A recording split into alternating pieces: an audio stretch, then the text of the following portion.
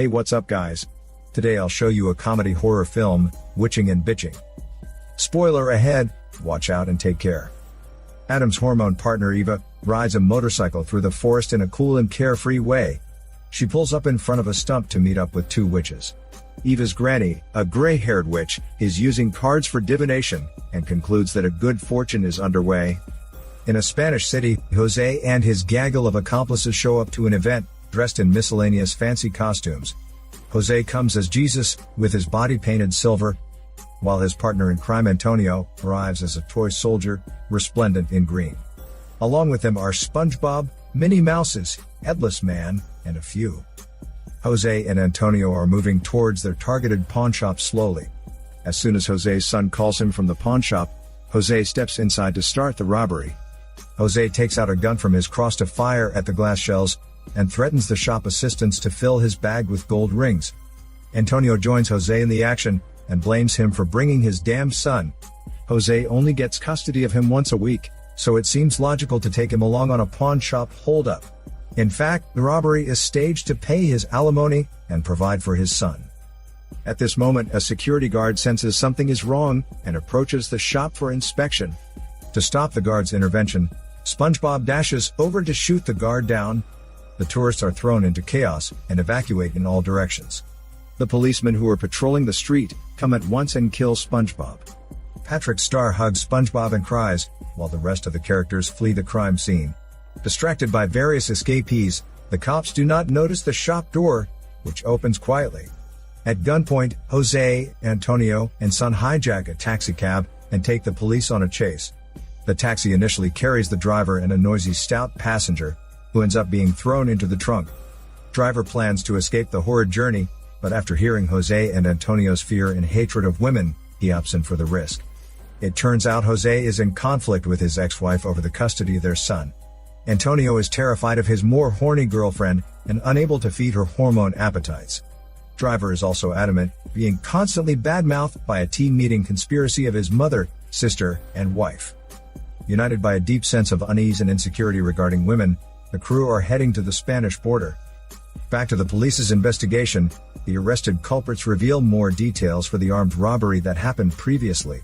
Antonio first discovered many divorced couples selling their wedding rings at the gold exchange, so they kidnapped the original costume characters, dumped them into the sewer, and replaced them for the show.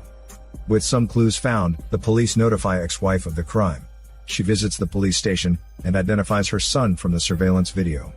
However, as Jose is painted from head to toe, the cops cannot recognize his face. Therefore, they request ex-wife to provide some photos of Jose.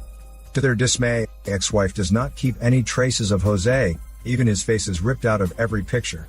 In response to the police's slow actions, ex-wife goes after her son using her cell phone.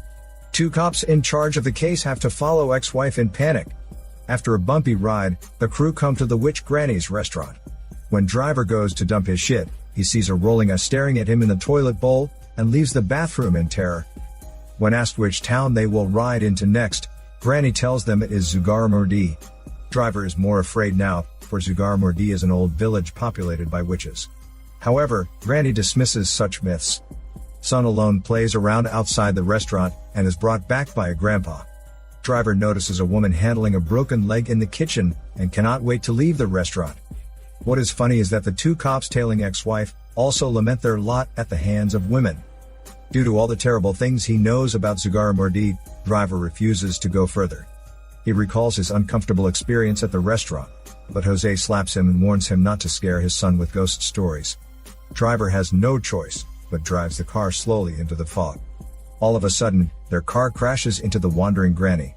Antonio checks her health status by touching her neck, but Driver and Jose stop him. When they are debating what to do, the witch vanishes without their notice. Jose learns from his son that the witch flies off in the dark. Everyone hurries back to the cab and move on with their journey. As their car safely leaves Zugarramurdi, another woman stands in their way. She is a 40-year-old lady searching for her mother and pleads for a hitchhike. The crew then sends her to a huge castle, where they are met with cool Eva, Adam's hormone partner. It turns out that the middle-aged lady is Eva's mom. Antonio immediately falls for Eva, but Eva is more interested in Jose, the Jesus. They do not intend to stay, but as Sun disappears, Jose enters the castle to look for him. Antonio, fascinated by Eva, wants to spend more time with her. So Driver is forced to step into the castle with the rest. Love sparks off between Eva and Jose, and they almost fall into a tongue massage in Antonio's presence. Antonio has to remind Jose that Sun is missing in action. While the two enjoy their hormone interactions with Eva, Driver is filled with fears alone. At the kitchen, they find Sun being stripped off his clothes, tied up, and placed in the oven. Granny even stuffs an apple into Sun's mouth, making him like a turkey to be roasted. Jose rescues his son at once and leaves the castle, although Eva apologizes to him. On the way, they dump Passenger on the side of the road. As their car approaches the custom, Jose orders Driver to return to the witch's house, for he has accidentally left the loot there. After they make the U-turn, they put the Passenger back into the trunk. Jose and Antonio sneak into the castle, while Sun and Driver remain in the cab. While exploring the castle, Antonio chances upon Eva posing sultrily in her bikini. Seeing Antonio losing his senses, Jose awakens him that they must find the golden rings. Later they realize that the bag of treasure is left in the kitchen. When Jose grabs hold of the loot, he also grabs the attention of Mom and Granny. Needless to say, the four of them start a fierce fight. Mom and Granny crawl on the ceiling freely like spiders. After firing a few shots, Jose and Antonio run to the exit, but are soon captured and tortured by the witches with their long, juicy tongues. There is no peace for the cab, either. Eva hops onto the window of the car, sending a shiver down the driver's spines. Driver starts the car in an attempt to get rid of Eva. Unfortunately, they crash into a tree and are forced to alight. Eva continues to pursue them and eventually brings back Driver and Passenger. On the other side, ex-wife visits the restaurant and talks with Grandpa for information. However, she has to rush out due to the toilet harassment. The police officers want to call for help, but poor reception kills off their hope. So they continue to follow ex-wife with complaints and grumbles. In the castle, Jose, Antonio, Driver, and Passenger are tied up to the chairs in the dining hall. Eva, Adam's hormone partner, does not forget to seduce Jose while setting the table. Mom takes a stroll on the ceiling and invites her fellow witch friends to the dinner and mentions something about the Holy Child. Sun alone walks out from the frost in a blanket and tries to flag down a car for help. In fact, it is ex-wife's car, but she is too busy to notice her own son. Even worse, the policemen behind her also ignore the son, mistaking him as a hairless wild boar. Unfortunately, Sun stops Granny's car and thus is kidnapped by Granny and Grandpa, and pushed into the car loaded with frozen human limbs. In the castle, Eva plucks out Passenger's teeth and almost strangles him to death. Terrified by such violence, Jose secretly takes a knife to cut Antonio's rope, but because he cannot use his hand freely, he cuts into Antonio's arm, and thus creating more pain for him. Ex-wife finally notices her son sitting in the witch's car and alerts the cops to help out. The trio break into the castle via a secret passage and climbs all the way up to a space above the ceiling. At this time, Eva is serving her guests with a plate of fried human fingers. Seeing his fingers all turned into food, Passenger groans with fear, and three other men squeeze their brains for solutions.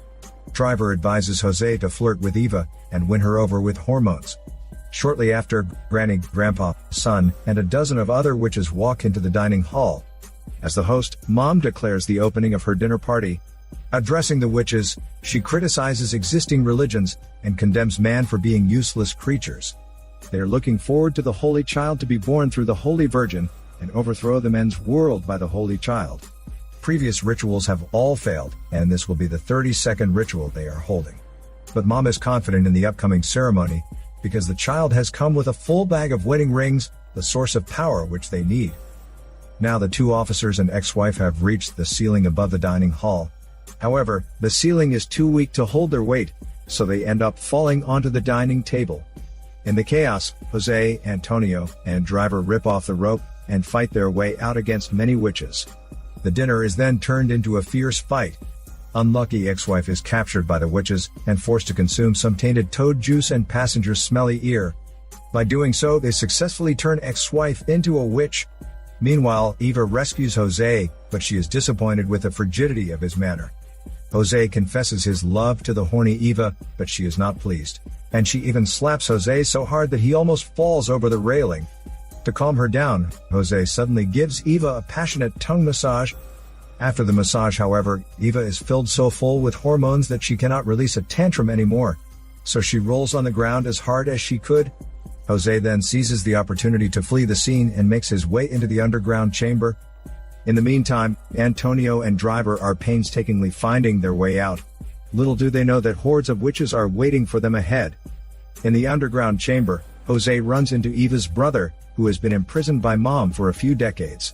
Constant humidity makes brother's skin rot and peel away. The lonely and poor man hugs Jose and sheds tears of joy. Back to the rituals, Mom has put on her luxurious wizard robe, and other witches are busy making necessary preparations. Enraged by Eva's fall for Jose, Mom puts her in a coffin and leaves her in the tunnel. Jose frees brother from his shackles, and the two of them rush to the event to save son. On the way, they discover Eva and takes her out of the coffin. Brother teases Eva, as she pays such a heavy price for her romance, but Jose refuses to untie Eva. At the ritual chamber, the two cops, Antonio and Driver, are put up on poles, to be lit as human candles. At such a depressing moment, one cop declares his hormone fetish for another cop. Mom makes fun of the Bible verse, and arouses the support of countless witches. Moments later, Grandpa places a huge plate and fork on the table, and ex-wife sets son on the plate. In the singing of the witches, Mom flies up to wander above the cave. Right then, with the ground shaking, an ugly goddess resembling a fertility statue makes her grand entry. Brother and Jose arrive in time to witness goddess swallowing down son right away. The struggling son passes through her throat, chest, intestine, and leaves her smelly body tainted with mucus. With this, Mom declares that son is the hermaphrodite holy child who will lead them to victory over men. Hearing son calling Jose daddy, goddess picks up brother and swallows him in one gulp. To everyone's surprise, Eva appears without chains and claims that she knows how to defeat goddess. As soon as goddess grabs hold of Jose, Eva jumps up to her head and uncoils the rope around her head. That makes the grotesque gargantuan monster fall on the bonfire, naked and in agony. After spitting out brother, goddess stumbles her way out of the cave, crashing into the two cops, Antonio and Driver, before trampling Granny to death. Another battle between man and witches begins. Jose tries to hold his son, but only to get mucus thrown up in his face and knocked off by Mom's wand. But Eva takes son from Mom and attacks her without mercy. In the end, Eva manages to kill her mom by smashing her wand into pieces. As a result, all the witches scream hard at her death. Strangely enough, ex-wife starts to punch Jose without stop. When Jose is on the verge of dying, brother saves him by hitting ex-wife with an iron cylinder. Eventually, the survivors leave the hell raised by the witches. 1 month later, son and little girl are doing a magic show at school. Jose and Eva show up together to support son. Antonio boldly tells his girlfriend to take a break from her crazy work schedule. The two cops are chatting about where to go for holidays. When the magic show ends, the little girl spits out green mucus from her mouth. Ex-wife, Mom, and Granny also attend the show and enjoy it much. This is Daniel CC Movie Channel. Peace out.